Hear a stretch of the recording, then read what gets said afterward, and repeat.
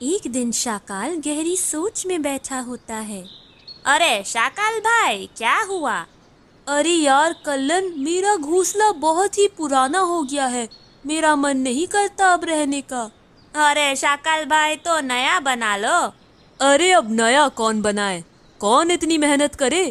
अरे शाकाल भाई, आप बोले तो मैं मदद करवा दूंगा। बात वो नहीं है। अब इतना बड़ा घोंसला शुरू से बनाने में कितनी मेहनत और समय लगेगा ना। अरे शाकाल भाई, अब थोड़ी सी मेहनत तो करनी ही पड़ेगी ना। हाँ हाँ, देखते हैं अब। इतना कहकर वह सुस्ताने लगता है और कल्लन वापस चला जाता है। कुछ दिन में शाकाल का घर और भी ज्यादा टूटने लगता है। अरे भाई, यह क्या हाल बना रखा है घर का? आधा सामान तो नीचे ही गिरा हुआ है। हाँ तो क्या करूँ मैं? अब गिर गया तो गिरे ही रहने दो। उठाकर रखूंगा भी कहाँ? जगह तो है ही नहीं घर में।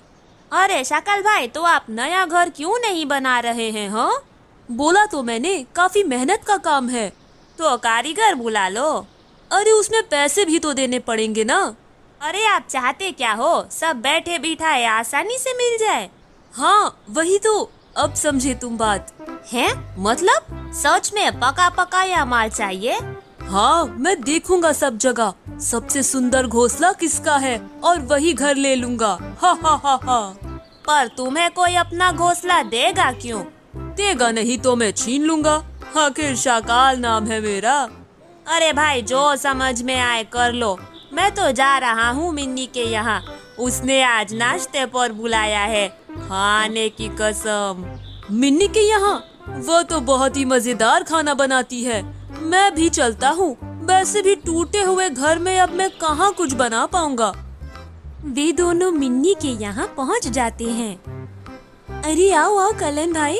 अरे मिन्नी बहन, वो मेरे साथ शाकाल भाई भी आए हैं। हाँ हाँ, आओ ना, आओ भी। सब अपने ही हैं। वह दोनों खाने बैठते हैं और मिन्नी पकवान बना बना कर उनको दे रही होती है। वाह मिन्नी, मजा ही आ गया। इतना खिला दिया तुमने, अब तो नींद ही आ रही है।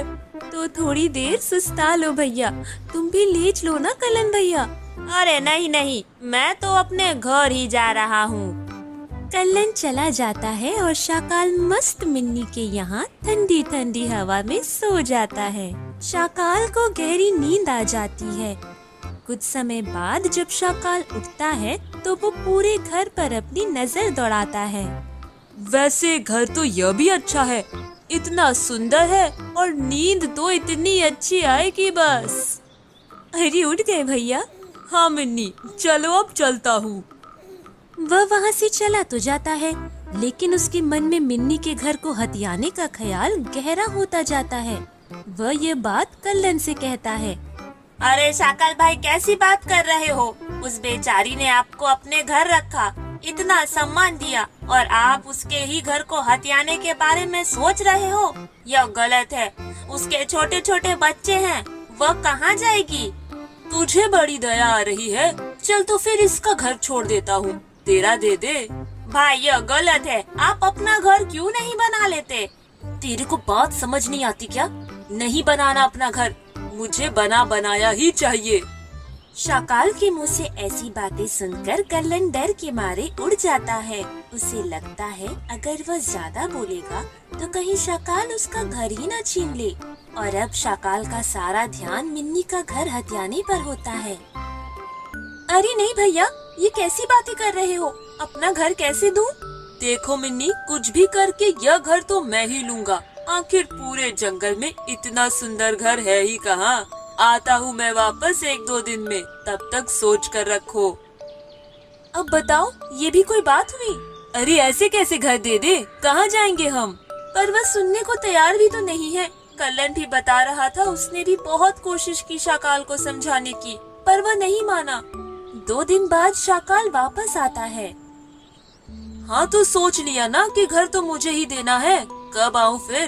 अरे भैया, क्यों परेशान कर रहे हो? मेरे छोटे छोटे बच्चे हैं, कहाँ जाएंगे हम? छोटे छोटे बच्चों की चिंता है तो ऐसा करते हैं, बच्चे मैं ले जाता हूँ। जब घर की चाबी देने आओगे तब बच्चे ले जाना। और झपटा मार कर गोलू और मोलू दोनों को उठा लेता है। माँ बचाओ हमें, माँ बचाओ हमें। छोड़ दे मेरे बच्चों को शाकाल, इन्होंने तेरा क्या बिगाड़ा है।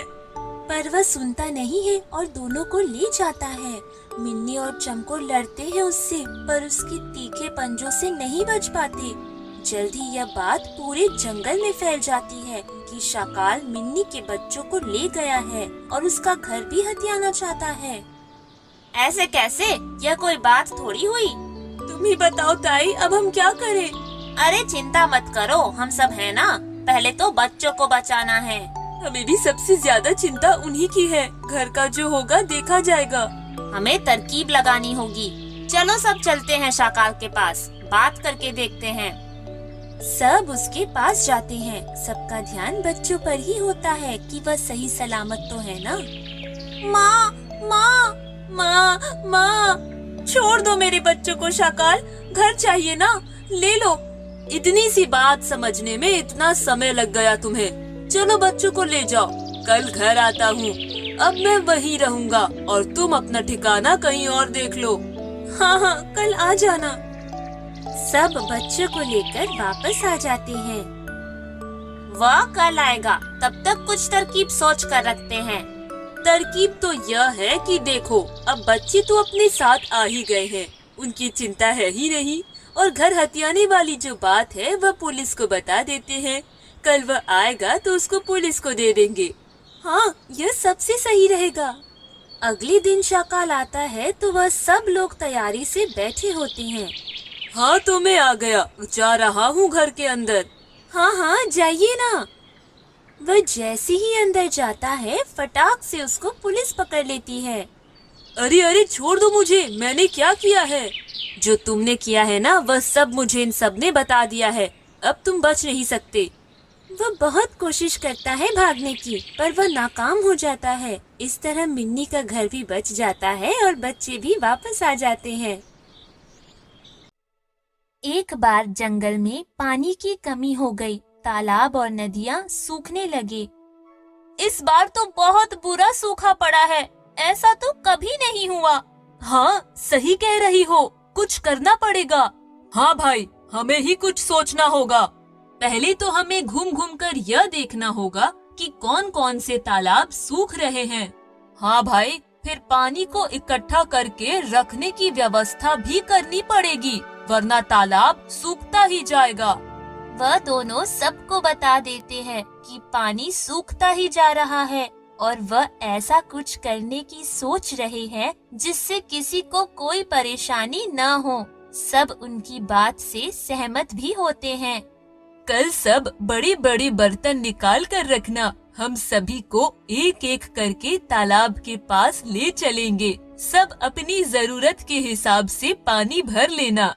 सब राजी हो जाते हैं। चमको के मन में लालच आ जाता है। सबसे बड़ा परिवार तो मेरा ही है, मुझे सबसे ज्यादा पानी की जरूरत पड़ेगी। ऐसा करता हूँ कि इससे पहले कि कल सब आ जाए, मैं पहले एक बर्तन पानी अपने परिवार के लिए भर लेता हूँ। वह ऐसा ही करता है। एक बड़े से बर्तन में चुपके से अपने लिए पानी भर लेता है। जैसे जैसे सुबह होने लगती है, सभी लोग अपने घरों से बड़े बड़े बर्तन लेकर आ जाते हैं। शाकाल एक एक करके सबको पानी देने लगता है। मैना ताई, तुम तो अकेले ही हो, कम भरना पानी। अरे हाँ रे, कम ही ले रही हूँ, चिंता मत कर। अरे चमको कहाँ है? दिख ही नहीं रहा। वह दूसरी जगह पानी देखने गया होगा कि हम कहाँ कहाँ से पानी ले सकते हैं। लेकिन असल में चमको तो अपने घर के लिए पानी इकट्ठा कर रहा होता है। थोड़ी देर में वह वापस आता है। बड़े थके थके से लग रहे हो चमको, क्या हुआ? अरे नहीं नहीं, कुछ नहीं। कुछ दिन ऐसे ही बीत जाते हैं। तब शाकाल को महसूस होने लगता है कि चमको कुछ तो गड़बड़ कर रहा है, पर उसे कुछ समझ नहीं आ रहा होता। वह अपने ही काम पर ध्यान दे रहा होता है। सबको मिल गया ना पानी, किसी का घर रह तो नहीं गया। अरे सबको पानी देते देते मैं अपना घर तो भूल ही गया। चमको में ज्यादा पानी का लालच आ जाता है। हाँ हाँ भर लो भाई, और पूरा ना पड़े तो मुझसे ले लेना। कुछ दिन सबका काम चल जाता है, पर वापस से घरों में पानी खत्म होने लगता है। अब क्या करें, पानी खत्म हो रहा है। मेरे पास एक तरकीब है। क्या है वह तरकीब? अगर हम जंगल में पानी वाले फल सब्जी लगा दे तो कैसा रहेगा, जैसे तरबूज, खीरा। अरे पर हमारे पास ही पीने को पानी नहीं है, तो इनमें कहाँ से डालेंगे।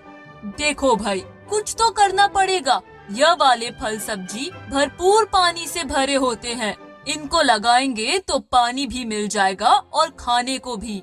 शाकाल, बात तो सही कह रहे हो। तो फिर हमें कहीं न कहीं से इनमें पानी डालने का इंतजाम भी करना ही पड़ेगा।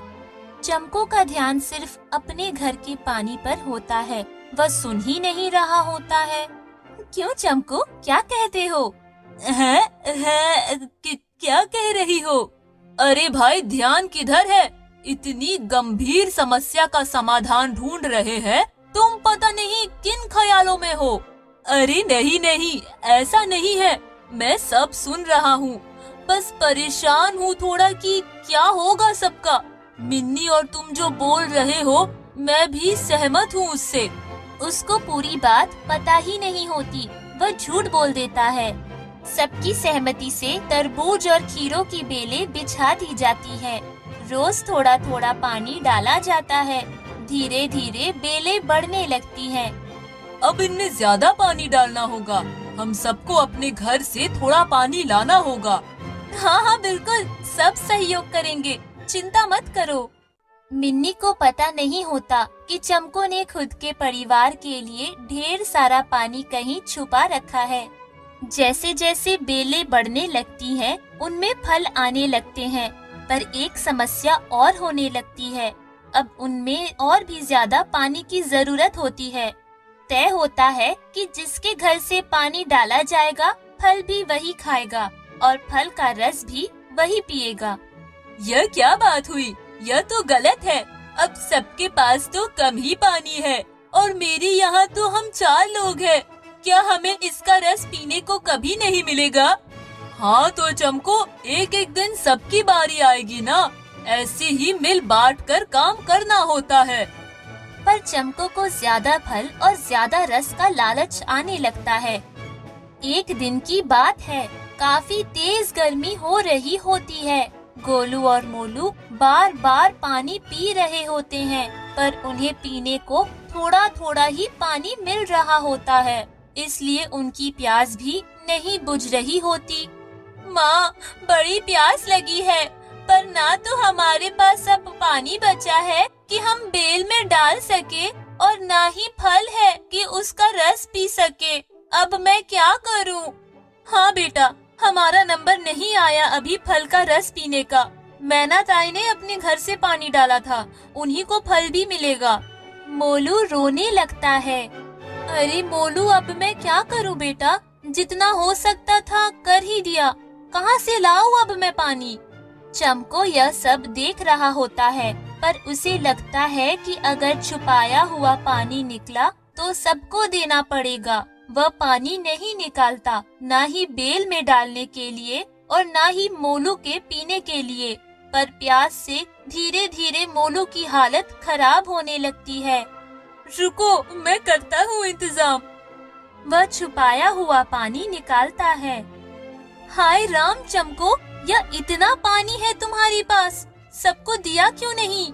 मुझे माफ कर दो मिन्नी, मुझे लालच आ गया था। अब अपने बच्चे को प्यास से तड़पते देखा तब समझ आया। वह दोनों सबको बुलाकर थोड़ा थोड़ा पानी सब में बांट देते हैं और थोड़ा थोड़ा बेलों में भी डाल देते हैं। आप सब मुझे माफ कर दीजिए। पानी की कमी को देखकर मैं डर गया था और लालच में आ गया था। चंपू को सब माफ कर देते हैं और फिर सब मिलकर बेलों पर जो फल लगे होते हैं वह खाते हैं।